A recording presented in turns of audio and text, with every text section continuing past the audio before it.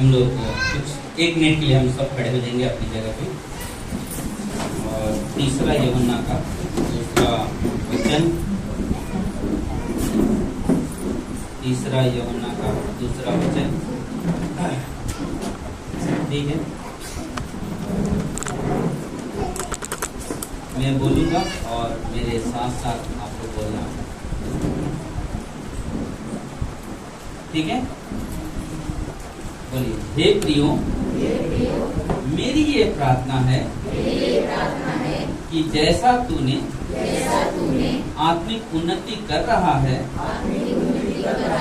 वैसे ही तू सब बातों में उन्नति करे और भला चंगा रहे। आमीन।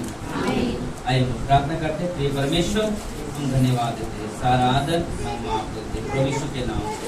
आमीन।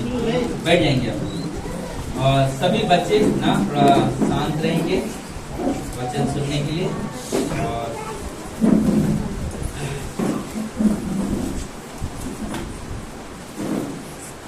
आज का जो संदेश है अब बहुत ही खूबसूरत संदेश जो परमेश्वर ने आज इस सप्ताह में दिया, और ये हमें और हम सभी को, सिर्फ मुझे नहीं हम सबको इस बारे में सोचना बहुत जरूरी है। आज का जो शीर्षक है, कुछ लोगों को चंगाई न मिलने के पीछे एक राज है। कुछ लोगों को चंगाई, बीमारी से छुटकारा न मिलने का एक रहस्य है, जिसके कारण चंगाई नहीं मिल रही, जिसके कारण चंगाई नहीं मिल रही। और वो जो राज है क्या, वो हम लोग आज देखेंगे। जैसे आपने देखा यूहन्ना के किताब में, तीसरा यूहन्ना में, कि लिखता है यहाँ पे कि हे प्रियो, मेरी यह प्रार्थना है कि जैसे तू आत्मिक उन्नति कर रहा है वैसे ही तू सब बातों में उन्नति करे और भला चंगा रहे। जब हम लोग नए नियम में देखते हैं तो नए नियम में एक शर्त होता है कि एक चंगाई पाने के लिए, और उस शर्त हमें समझना। और शर्त को प्लीज सब अपने बच्चों को थोड़ा सा केयरफुल रखे। तो सभी को जरूरत है कि हम इन बातों को समझें। नए नियम में हम अक्सर देखते हैं कि नए नियम में चंगाई के लिए एक शर्त दिया है परमेश्वर ने। नए नियम के लिए चंगाई में एक शर्त दिया है। शर्त है क्या चीज? शर्त यह है कि हमें सांसारिक चंगाई प्राप्त करने के लिए, और ये बहुत ही अद्भुत चीज है, खास करके हम अक्सर देखते हैं, और हम कलीसिया में देखते हैं, और बाहरी जीवन में भी देखते हैं। अक्सर जब कोई बात के लिए कुछ बातचीत हो जाते हैं, या कुछ बात में तू में हो जाते हैं, तो उससे करके मालूम है, हम लोग उन लोगों से बात करना बंद कर देते हैं। क्या होता है? बात करना बंद कर देते हैं। और जब हम वो बात करना बंद कर देते हैं तो वहां पे होता क्या? वहां पे हम जब बीमार होते हैं या कोई परिस्थितियां बिगड़ती है तो हम लोग बहुत प्रार्थना भी करते हैं, और हम कहते हैं प्रार्थना परमेश्वर सुन क्यों नहीं रहा, प्रार्थना परमेश्वर सुन क्यों नहीं रहा। लेकिन उसमें आगे बढ़ने से पहले हम लोग पहला कुरिन्थियों के 11 अध्याय और 18 से 32 पढ़ेंगे। पहला कुरिन्थियों 11 अध्याय 18 से 32। क्योंकि पहले तो मैं यह सुनता हूँ कि जब तुम कलीसिया में इकट्ठे होते हो तो तुम में फूट होती है। क्या होती है? फूट होती है, यानी कि दूरियां होती है आपस में। और मैं इस पर कुछ विश्वास भी करता हूँ, क्योंकि दलबंदी भी तुम में अवश्य होगी, इसलिए कि जो लोग तुम में खरे हैं वे प्रकट हो जाएंगे। अतः तुम जो एक जगह में इकट्ठे होते तो यह प्रभु भोज खाने के लिए नहीं, क्योंकि खाने के समय एक दूसरे से पहले अपना भोज खा लेते हो। इस प्रकार कोई तो भूखा रहता है और कोई मतवाला हो जाता है, क्योंकि खाने पीने के लिए तुम्हारे घर में नहीं, या परमेश्वर की कलीसिया को तुच्छ जानते हो, और जिनके पास नहीं है उन्हें लज्जित करते हो। मैं तुमसे क्या कहूं? क्या इस बात में तुम्हारी प्रशंसा करूं? नहीं, मैं प्रशंसा नहीं करता, क्योंकि यह बात मुझे प्रभु से पहुंची है और मैंने तुम्हें भी पहुंचा दी कि प्रभु ने जिस रात वह पकड़वाए गए रोटी ली और धन्यवाद करके उसे तोड़ी और कहा, यह मेरी देह है जो तुम्हारे लिए है, मेरे स्मरण के लिए यही किया करो। इसी रीति से उसने ब्यारी के पीछे यानी प्रभु यीशु ने कटोरा भी लिया और कहा, यह कटोरा मेरे लहू में नई वाचा है, जब कभी तुम पियो मेरे स्मरण के लिए यह किया करो। क्योंकि जब कभी तुम यह रोटी खाते और इस कटोरे में से पीते हो तो प्रभु की मृत्यु को जब तक वह न आए प्रचार करते रहो।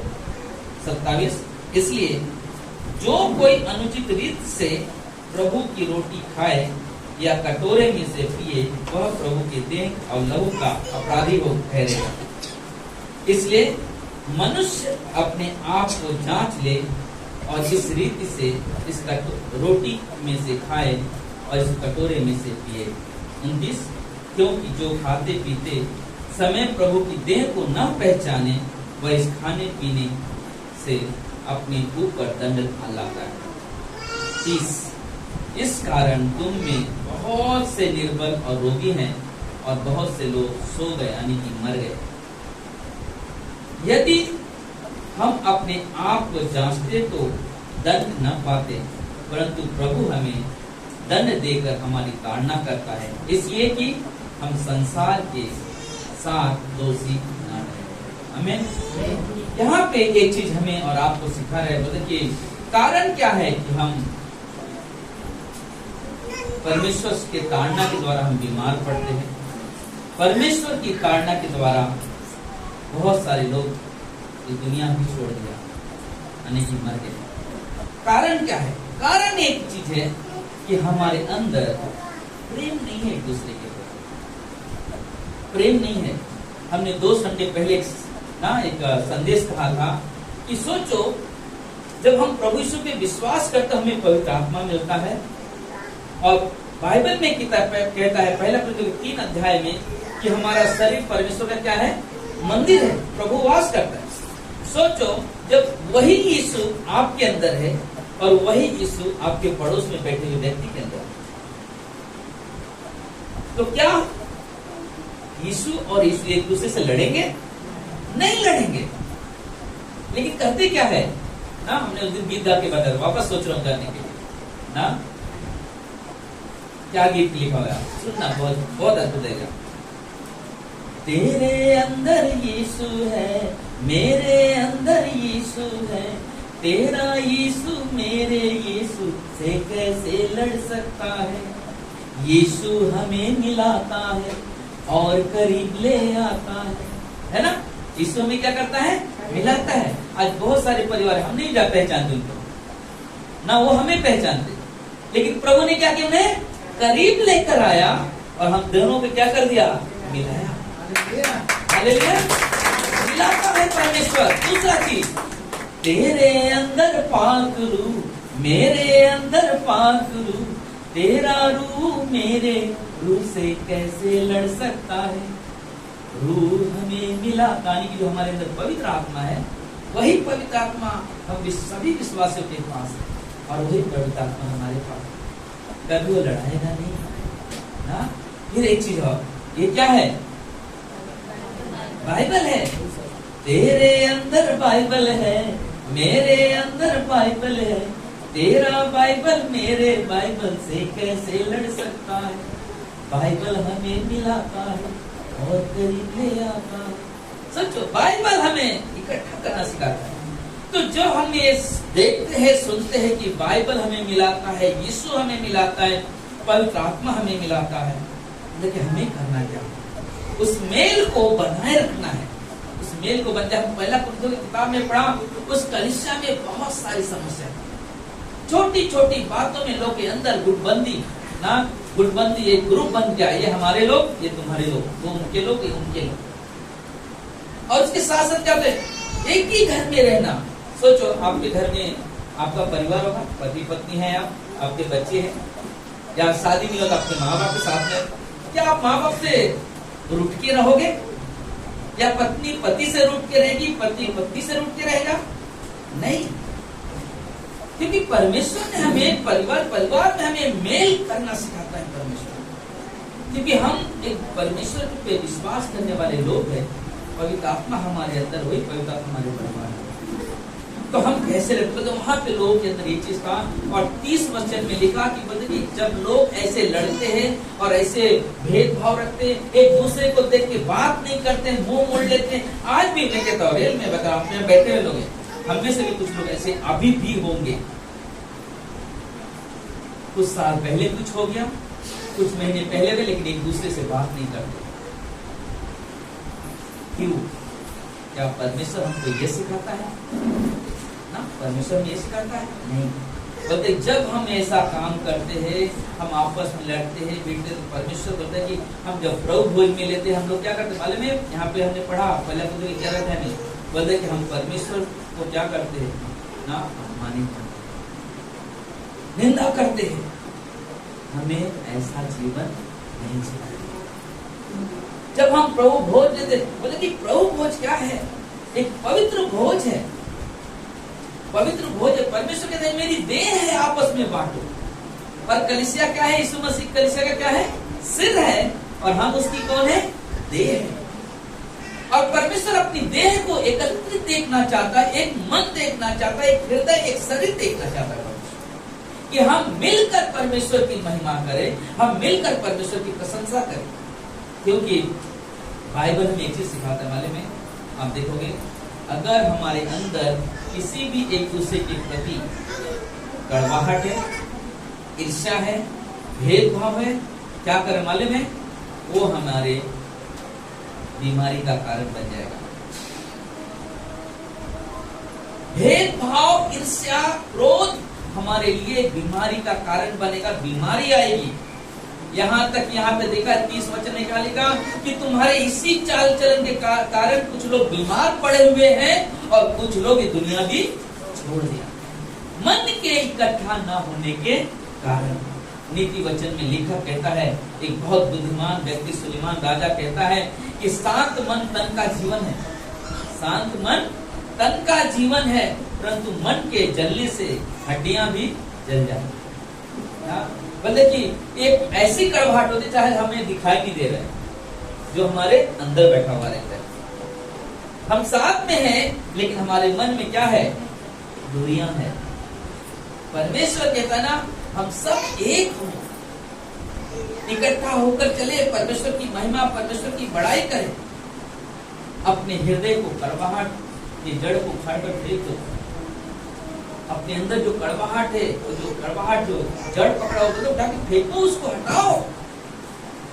मत्ती के 5 अध्याय में 23-24 वचन आप जब पढ़ोगे, एक भाई आता है परमेश्वर के वेदी के ऊपर चढ़ावा लेकर, परमेश्वर वहां पे उसे एक शब्द सुनाता है और एक शब्द सिखाता है। क्या सिखाता है? सुनने आप ध्यान से। इसलिए यदि तू अपनी भेंट वेदी पर लाए और वहां तुझे स्मरण करे कि तेरे भाई के मन में तेरी ओर से कुछ विरोध, जब प्रार्थना करने आए हो और आपको मालूम है आप प्रार्थना करने आए, भाई कौन? वही भाई नहीं जिस घर में हम रहते, लेकिन भाई बहन वो भी है जो हम इस कलीसिया में बैठे। हालेलुया। हम आपस में एक भाई बहन हैं ना, हम भाई बहन हैं। परमेश्वर कहता है तुम मेरे बेटे और बेटियां हो, चाहे हम पति पत्नी की नून हो, लेकिन इस कलीसिया में, इस समय में हम परमेश्वर के सामने एक भाई बहन है। क्योंकि यहाँ पे शारीरिक संबंध नहीं होते हैं, यहाँ पे उस तरह से बर्ताव नहीं किया जाता है, क्योंकि हम परमेश्वर के बेटे बेटियां हैं। हम परमेश्वर के साथ एक जैसा जीवन करते हैं, हम परमेश्वर की नजरों से एक दूसरे को देखते हैं, और ये परमेश्वर का भवन है। और ये कहता है कि जब तुम आते हो भेंट लेकर, मेरे वेदी में लेकर प्रार्थना करने आते हो, और तुमको मालूम है तुम्हारी गलती नहीं, तुम्हारे भाई के अंदर गलती है। तुम स्त्री हो पुरुष हो, स्त्री हो लड़के हो, तुम्हारे पड़ोस में बैठे लोग की गलती, लेकिन आपको ये नहीं सोचना उसकी गलती है तो मेरे पास आएगी और वो मुझसे क्षमा मांगेगी, या वो आएगा मेरे पास क्षमा मांगेगा तब मैं नहीं। बाइबल अलग सिखाता है, बाइबल कुछ अलग सिखाता है। बाइबल क्या सिखाता है? तो अपनी भेंट साइड में रखते, पहले जाकर पहले अपने भाई से मेल मिलाप कर, और उसके बाद आकर मेरे सामने तू प्रार्थना कर, तब मैं तेरी प्रार्थना क्या करूंगा? सुनूंगा। परमेश्वर ये हमें सिखाता है कि पहले प्लीज अपने बच्चों को थोड़ा सा ले दे दो, कुछ तो शांत रहेंगे बच्चे। हाँ, तो क्या होगा? मेल मिलाप करना, मेल मिलाप करना और परमेश्वर के सामने जाके प्रार्थना करना। अगर हमारे अंदर मेल मिलाप नहीं है, हमारी प्रार्थना, हम चाहे कितना भी रोएं, कितना भी तड़पे, हमारी प्रार्थना सुनी नहीं जाती। हमें परमेश्वर ने एक पवित्र आत्मा दिया जो हम सबके पास है, और पवित्र आत्मा एक ही चीज चाहता है कि हम आपस में मिलकर परमेश्वर के गुण में आए। हम लोग गाना गा रहे थे ना, इस घर में बैठे हुए, यीशु तेरे करीब आने से जिंदगी मेरी बदल। तो बदला हुआ जीवन में ईर्ष्या नहीं होती है, बदले हुए जीवन में क्रोध नहीं होता है, लेकिन नए जीवन में क्या होता है? प्रेम होता है, आनंद होता है, शांति होता है, संयम होता है, कृपा है, भलाई है, और उसकी जाए संयम है। हम उस परमेश्वर की आराधना, उस परमेश्वर की पढ़ाई करते हैं जिनके साथ आपका संबंध ठीक नहीं है। रियल में आप अपना सोचना आज, और जिसके साथ भी आप यहाँ बैठे हो, जिसके साथ भी आपका संबंध अच्छा नहीं है, मैं कहूँगा सभा के बाद यानी कि प्रभु भोज देने से पहले आप आपस में दूसरे को सॉरी बोल के उस भेदभाव को निकाल दो। नहीं तो मैं रियल में कहता हूँ, सच्चाई है, बाइबल झूठ नहीं बोलता है। आपकी बीमारी कभी चंगाई नहीं पाएगी, और परमेश्वर जब देखा तुम मुझसे ही जियो, तो परमेश्वर बोलेगा तेरा इस धरती पे रहना भी किसी नहीं। इसलिए बहुत जरूरी है हम आपस में एक मेल मिलाप से, परमेश्वर हमें मेल मिलाप करना सिखाता है, हमें दूरियां पैदा नहीं करना चाहिए। इसलिए बहुत जरूरी, हम जब कुरिन्थियों की कलीसिया के बारे में पढ़ रहे थे, हमने देखा वहाँ पे लड़ाइयाँ हैं, गुटबंदी है, और जब ये बातें आप पढ़ते हो, मालूम है जब कुरिन्थियों के पहला तो 11:30 पढ़ा, आपने क्या बोला? वहाँ पे कुछ लोग बीमार हो, कुछ में है, और कुछ लोग मर गए। परमेश्वर ने ये जो दिखा गया है, जो शब्द है ना, परमेश्वर ने, मैं खुद कहता हूँ, ये हमारे लिए एक सीख है। परमेश्वर उस वचन के द्वारा हमें सिखाना चाहता है कि देखो तुम्हारे गुटबंदी के कारण, तुम्हारे झगड़े के कारण तुम्हारी बीमारी आज भी ऐसी गड़ी की गड़ी पड़ी। इसलिए परमेश्वर ने कहा ऐसा मत जियो, ऐसा मत रहो, क्योंकि परमेश्वर हमारा प्रेमी परमेश्वर है। मैं आपको एक कहानी बताता हूँ, बहुत ध्यान से सुनिए। एक गांव में, एक गांव का जो मुखिया होता है ना, सरपंच कहा जाता है, तो बिना कुछ गांव में कुछ प्रोग्राम करना, उनसे जाके परमिशन लेना पड़ता है ना। तो लेकिन हम विश्वासियों के किसी परमिशन की जरूरत नहीं पड़ती, हम लोग कहीं भी गांव में जाकर प्रचार करने चले जाते हैं। तो एक बार एक प्रचारक पति पत्नी 2 जन मिलके गांव में गए प्रचार करने के लिए, और लोग जब जाते थे प्रचार करते थे, आराधना करते थे, तो कभी भी लोग है सुनते थे कुछ लोग, और कुछ लोग क्या करते थे कि उनका विरोध करते थे ना, उनका क्या करते थे? विरोध करते थे। और वहां पे होता क्या था, मतलब विरोध करते थे और कुछ लोग जो सुनते थे, ऐसे करते करते करते एक समय वो प्रधान वहां पे आया, सरपंच वहां पे आया, उस व्यक्ति को कहा कि तुम यहाँ पे प्रचार नहीं करो। तो उस व्यक्ति ने कहा कि हमारे संविधान जो हमारे है, जो बाबा साहब अम्बेडकर ने, तो संविधान में 25 चैप्टर में हमें परमिशन दिया गया है, सिर्फ हमें नहीं, किसी भी धर्म कोई भी आदमी कहीं भी किसी वक्त प्रचार कर सकता है, 25 चैप्टर में लिखा हुआ है। तो बोला नहीं, इस गांव में आना नहीं है। और वहाँ पे बहुत सारे लोग तो बड़े से सुनते थे, तो हर दिन हो जाते थे प्रचार करने के लिए। फिर एक दिन क्या सरपंच ने ग्रुप बना क्या किया उस आदमी को, उस दास्य को, उस सेवक को मार डाला। मार डालने के बाद, और उस समय में उसकी पत्नी जो प्रेग्नेंट थी, कुछ महीने के बाद उस बच्चे को जन्म, पति मर गया, बच्चे को जन्म दी, और बच्चे को ही पाल पोस के बड़ा कर। बच्चे को क्या सिखाए? परमेश्वर के वचन को लोगों तक पहुंचाए, परमेश्वर के वचन को लोगों तक पहुंचाए। ऐसे करते चले, जब बच्चा बड़ा हो गया, 18 साल का, 19 साल का, तो उसने क्या किया? उसी गांव में गया जहाँ के उसके पिताजी को लोगों ने मारा।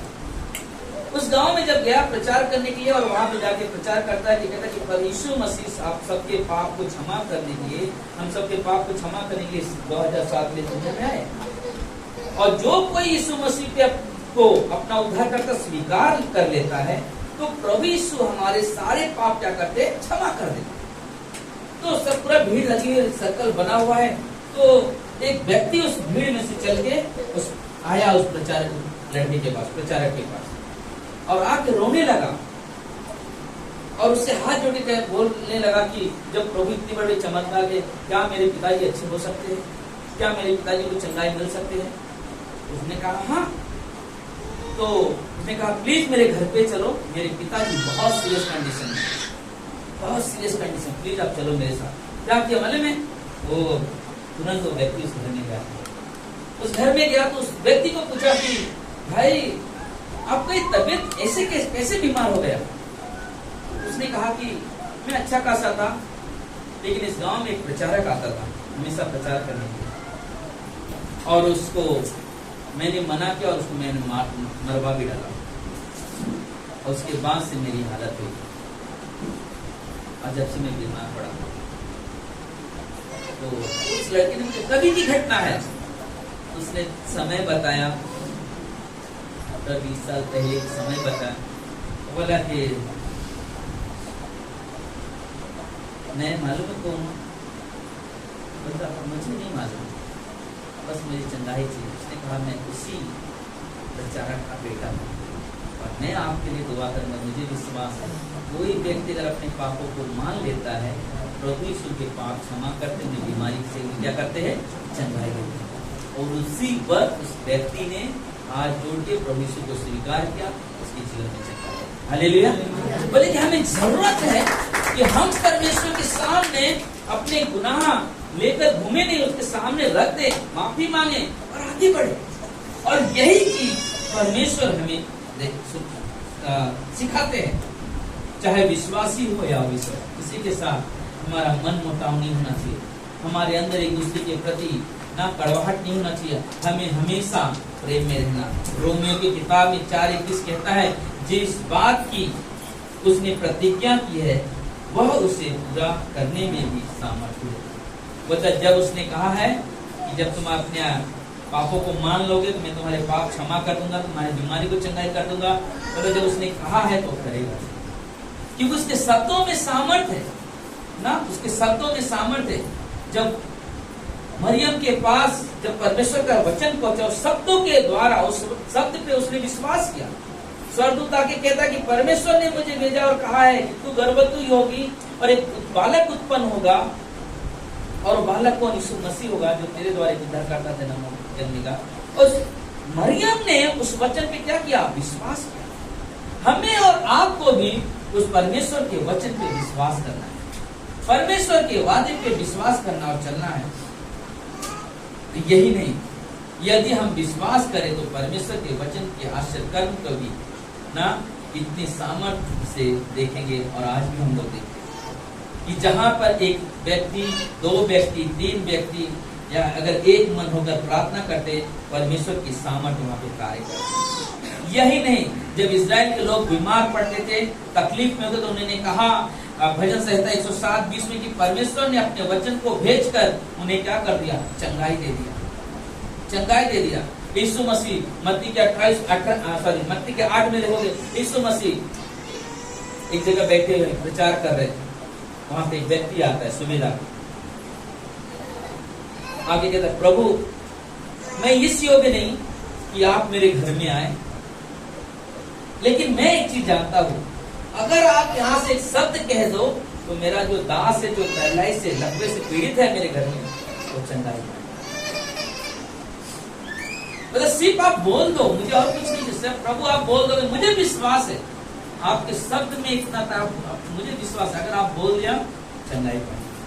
और तुरंत यीशु मसीह ने से एक जवाब दिया, बोलते कि ऐसा विश्वास मैंने किसी के पास नहीं देखा कि जो कहे बोल दो बस मेरा दास चंगाई पाएगा। मतलब पूरे मैंने इस दिन में देखा ऐसा कोई विश्वास नहीं, और रियल में उसका दास चंगाई। यही नहीं, जब आप देखते हो मत्ती के लूका के 5 अध्याय में यीशु मसीह सभा, जैसे आज यहाँ पे सभा चल रहा है, ऐसी सभा यीशु मसीह ले रहे थे। और एक ऊपर कौले का घर का जो पहले जो बनते थे छप्पा लगा के, इतना बड़ा लगाते हैं, वो लगा के घर बना हुआ था, उस घर के बीच में यीशु मसीह खड़ा होकर प्रचार कर रहे। इतनी भीड़ लगी है, बाहर भी भीड़ लगी है लोग सुनने के लिए। और उसी बीच में एक व्यक्ति को ना लोग पलंग पे लेकर आए, तो लकवा से फिर जो कुछ बोल नहीं सकता था, हिल नहीं सकता, तो उसको पलंग पे लेकर आए और देख रहे तुम्हें अंदर जाने के लिए जहाँ रास्ता नहीं है। उन लोगों ने क्या किया, उस व्यक्ति को वैसे ही वो जाके ऊपर से कौला हटाया, जो भी लकड़ी बांगुले सब हटाया, उसके बीच में उस व्यक्ति को उतारा।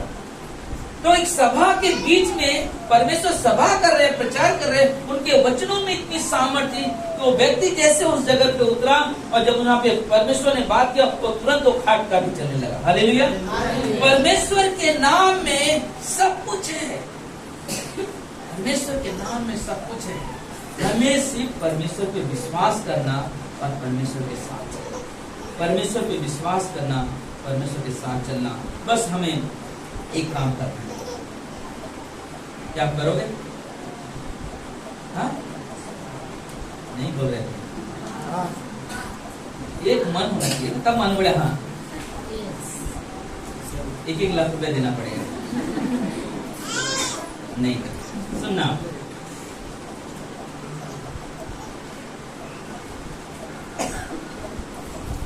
किसी बीमारी के कारण यदि आप परमेश्वर के वचन पर ध्यान देकर नहीं पढ़ पा रहे, किसी बीमारी के कारण, किसी समस्या के कारण अगर आप बाइबल नहीं पढ़ पा रहे, वचन नहीं पढ़ पा रहे, तो आपको क्या करना? आपको केवल परमेश्वर की प्रतिज्ञाओं को याद करना। किसको याद करना? परमेश्वर की परमेश्वर ने प्रतिज्ञा क्या किया, परमेश्वर ने वाचा क्या ना। अगर हम लोग देखने जाएंगे तो सिंपल सी चीज कि यशायाह के 41:10 वहां पे लिखा हुआ, पहले क्या वर्ड लिखता है? मत डर क्योंकि मैं तेरे साथ हूँ, इधर उधर मत देख, मैं तेरा सहायक हूँ। फिर कहता है कि और मैं ही तेरा परमेश्वर। तो हम जब दुख में है, मुसीबत में है, बीमारी में, हम बाइबल नहीं पढ़ पा रहे, तकलीफ में, लेकिन हमें उस वादे को याद करना। यीशु ने कहा है, परमेश्वर ने कहा है, मत डर मैं तेरे साथ हूँ, इधर उधर मत था क्योंकि मैं तेरा सहायक हूँ और मैं ही तेरा परमेश्वर। हमें याद करना है। फिर यीशु ने कहा इब्रानी के 13:5 में, ना तो मैं तुझे छोड़ूंगा और ना तो मैं तुझे त्यागूंगा। सोचो, मैं इंसान हूं, मैं बोलूंगा साथ में मुकर जाऊं, लेकिन प्रभु कभी नहीं मुकर। और यीशु का ये वादा है कि मैं तुझे कभी नहीं छोड़ूंगा, मैं तुझे कभी नहीं त्यागूंगा। तो सोचो, अगर प्रभु ने ये चीज बोला है कि ना छोड़ूंगा ना त्यागूंगा, तो हमें क्या करना? इन बातों को याद रखना है। और इन बातों को याद रखकर ना, अगर आपको लगता है मैं भूल जाते, हमारे अंदर पवित्र आत्मा है, आपके अंदर पवित्र आत्मा है, आप कहो पवित्र आत्मा मेरी मदद करो, मेरी सहायता करो, ताकि आपके वचन को, आपके वादे को, आपके प्रतिज्ञाओं को मैं याद रखूं और आपसे मांगू, और जो मांगो मिलेगा। मालूम है, हिजकिय्याह राजा जब बीमार पड़ा, हम लोग कई बार सुना, लेकिन उसके पीछे कारण था। हिजकिय्याह राजा जब बीमार पड़ा, उसके पीछे कारण था, क्योंकि उसने अपने आप की बड़ाई कर रहा था, अपने आप की बड़ाई कर, जो कुछ किया सब मैंने किया है, अगर इतना ऊपर तक है मैंने किया हो।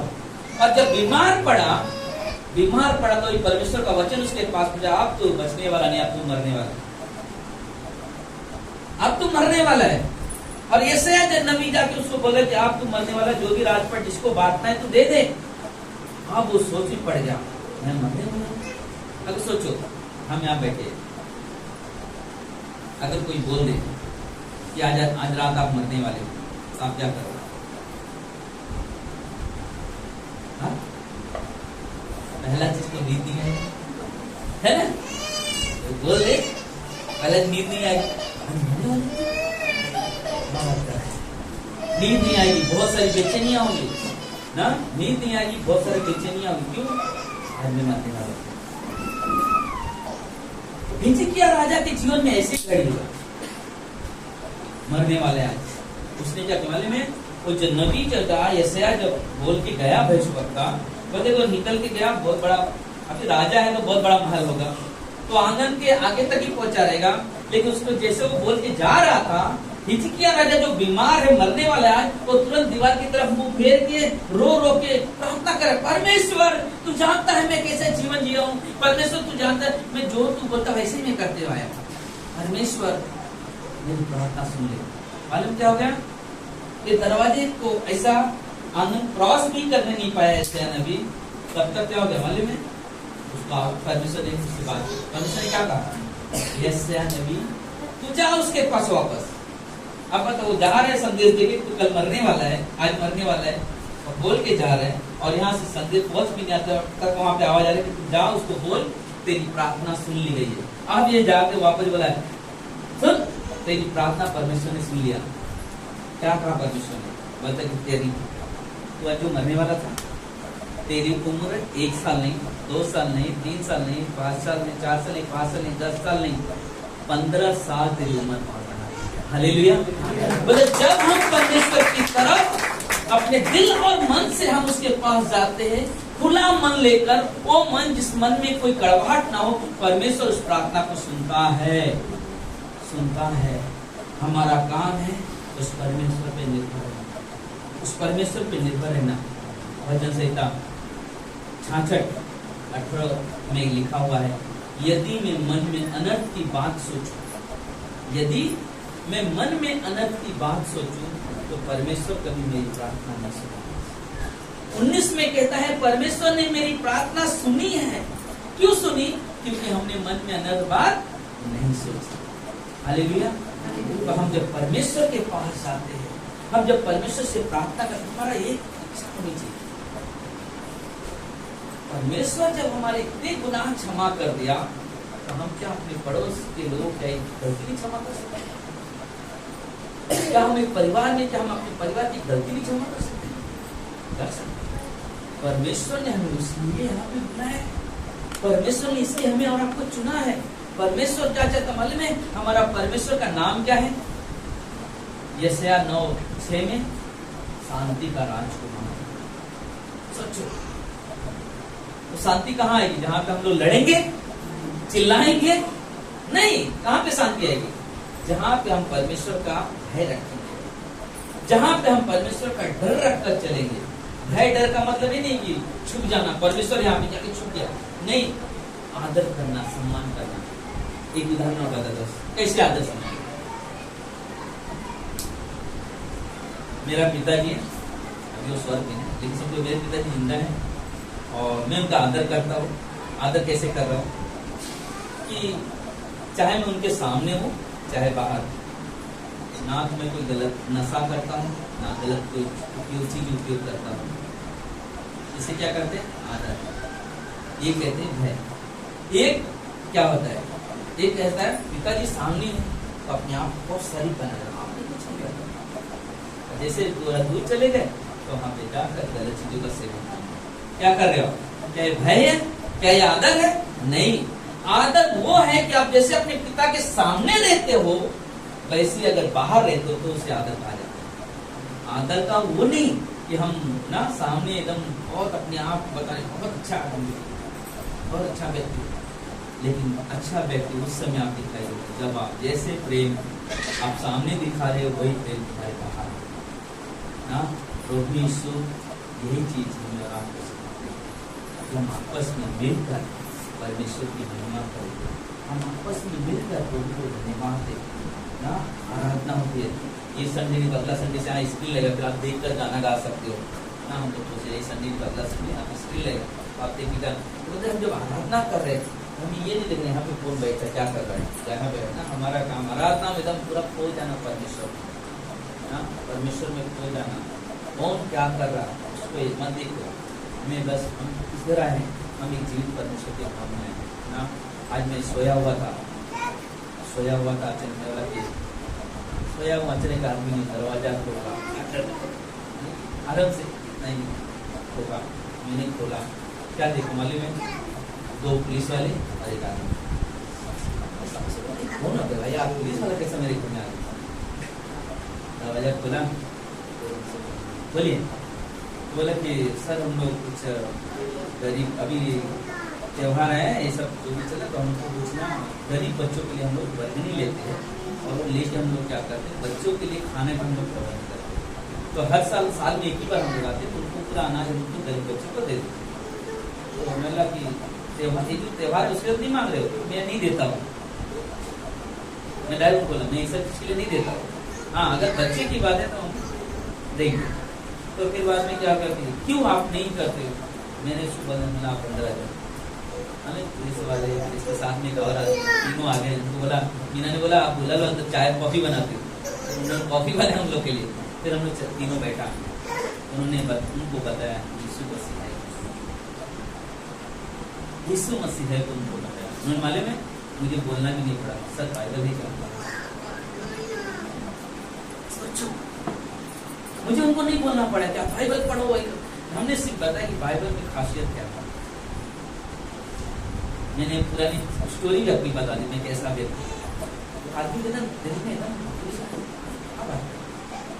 उसने तुरंत क्या कि मैंने बोला मुझे बाइबल दिया, बाइबल तो पूरा संदेश बता दिया, पढ़ गया यीशु मसीह क्या किया, क्यों ऐसे। तो आदमी ने ना मेरा नंबर लिया, ना नंबर बोला सर कभी कुछ तकलीफ है मुझे फोन करो, मैं हाजिर। हमें तकलीफ की बात किसी पुलिस को क्यों फोन करें, हमारा परमेश्वर है ना, है ना। तकलीफ के लिए हम किसी के पास नहीं जाते, हमारा परमेश्वर के पास आते हैं, क्योंकि हमारा परमेश्वर चाहे हम रात को 2 बजे, चाहे 3 बजता हो, चाहे दोपहर का समय, हमारा परमेश्वर एक टाइम क्या रहते हैं, तैयार रहते हैं। हम मदद के लिए जाएंगे तो हम अपने परमेश्वर के सामने जाएंगे, उससे बोलेंगे प्रभु मेरी मदद करे, समस्या है, और प्रभु निकालेगा। हमें उस परमेश्वर को नहीं पड़ेगा। उन्होंने देखा इस मई महीने में, अप्रैल से लेकर मई महीने तक हमने बहुत दुख उठाया ना।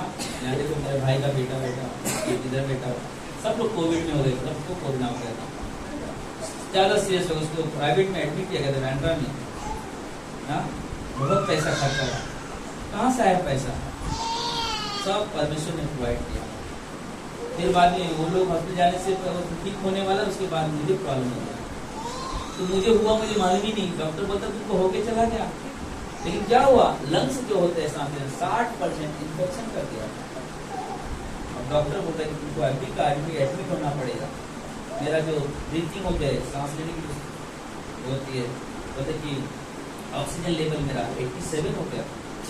लेकिन हम लोग क्या करें, सब लोग बोले एडमिट हो जाए, तो मैं मेरा वाइफ को ऐसे थोड़ा देर रुकते, तो मन में 20 मिनट प्रार्थना किया, बाद में परमेश्वर से चीज कहा, परमेश्वर मैं सेवा के लिए यहाँ पर आया, मैं कोई धन कमाने या किसी को करने को नहीं आया हूँ, एक को बनाने के लिए। अगर तेरी इच्छा है कि मेरे लिए इतना ही सेवा रखा था तो तू बुला ले, मुझे प्रॉब्लम नहीं।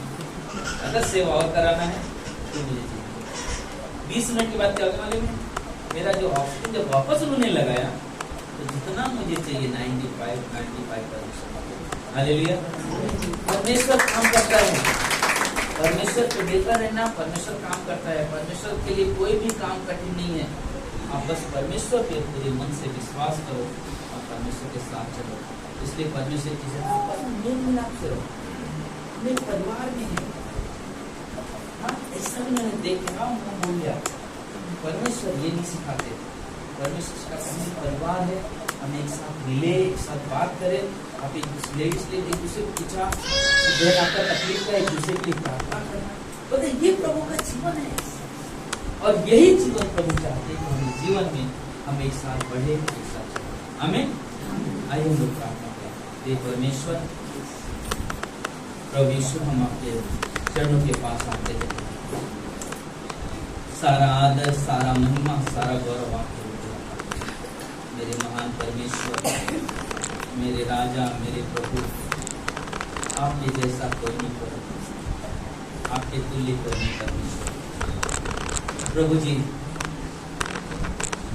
आज जो आपने सिखाया कि हम आपस में एक मन होकर रहे,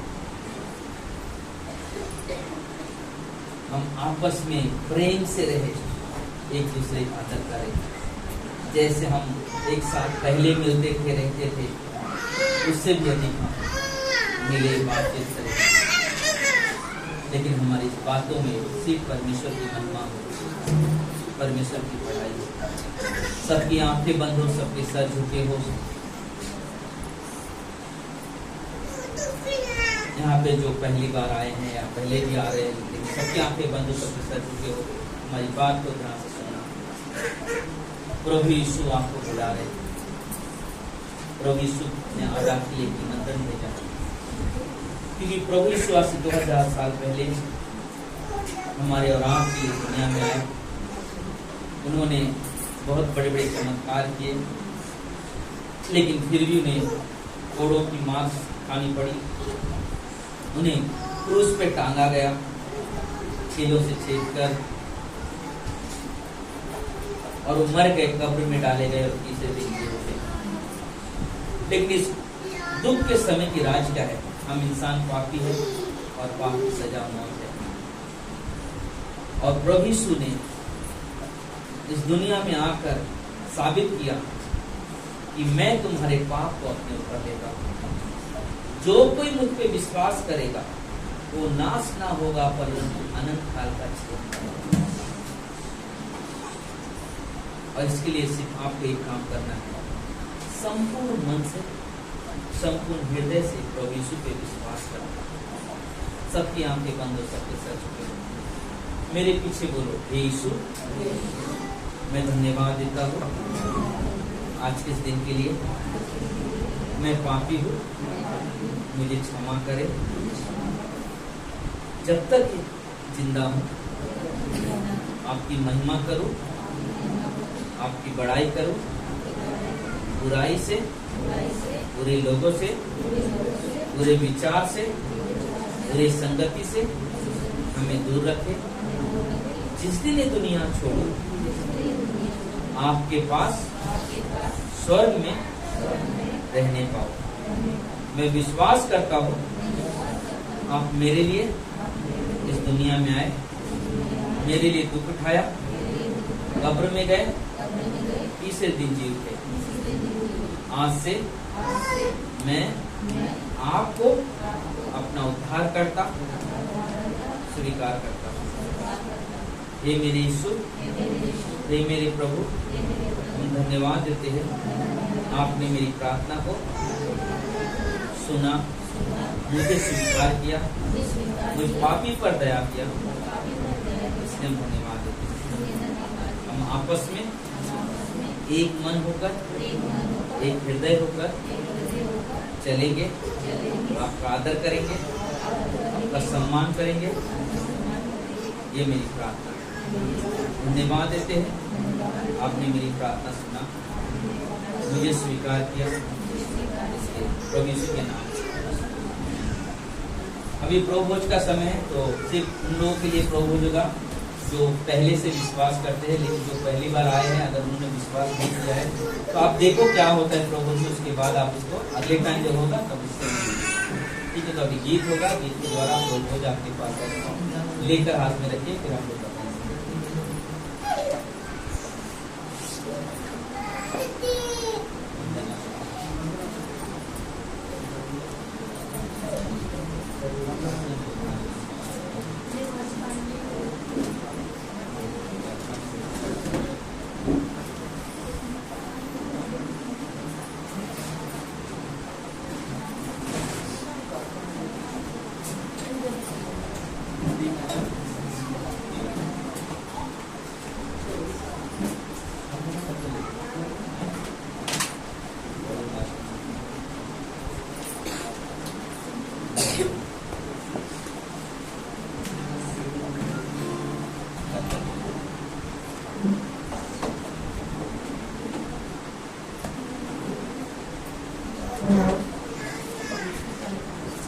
प्रभु भोज में जाने से पहले हम अपने आंखें सब लोग मिलकर आंखें बंद करेंगे उस समय के लिए प्रार्थना करेंगे।